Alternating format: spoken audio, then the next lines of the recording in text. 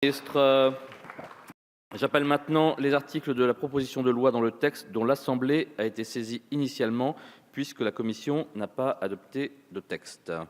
Nous en venons à l'article 1er, est inscrit Monsieur Christophe Prémat. Merci, Monsieur le Président. Je me félicite évidemment de l'opportunité d'un tel débat. J'aurais bien voulu qu'il intervienne d'ailleurs plus tôt. Je voudrais simplement me permettre deux commentaires.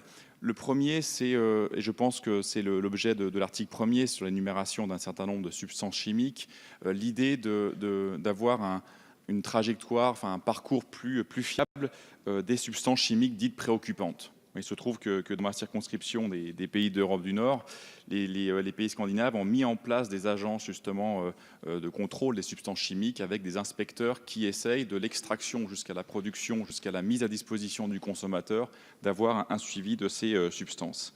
Et je pense qu'on s'est beaucoup concentré sur le cas des perturbateurs endocriniens. On avait eu le débat aussi lors du projet de loi sur la modernisation de notre système de santé. Je pense que voir à l'origine aussi, au départ de l'extraction chimique et jusqu'au parcours de ces substances chimiques préoccupantes serait intéressant. J'en veux pour exemple le cas des boues rouges. Donc les boues rouges, pour ceux qui ne savent pas, c'est justement l'extraction, la fabrication par isolement justement du dioxyde de titane, qui est aussi une substance assez préoccupante, c'est production de déchets en masse.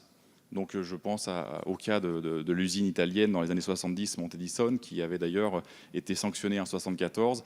Il y a aussi récemment une demande d'autorisation, je ne rentrerai pas dans le détail des arbitrages sur l'usine, à propos de l'usine d'Alteo, donc à Gardanne, sur justement la production, l'autorisation à continuer à produire cette substance chimique qu'on trouve justement dans les verres, des écrans verts d'appareils portables, iPad, etc. Et je pense que là, on a un exemple qui montre la nécessité de prendre en compte, dès l'extraction, le parcours de ces produits chimiques préoccupants. Merci. Merci.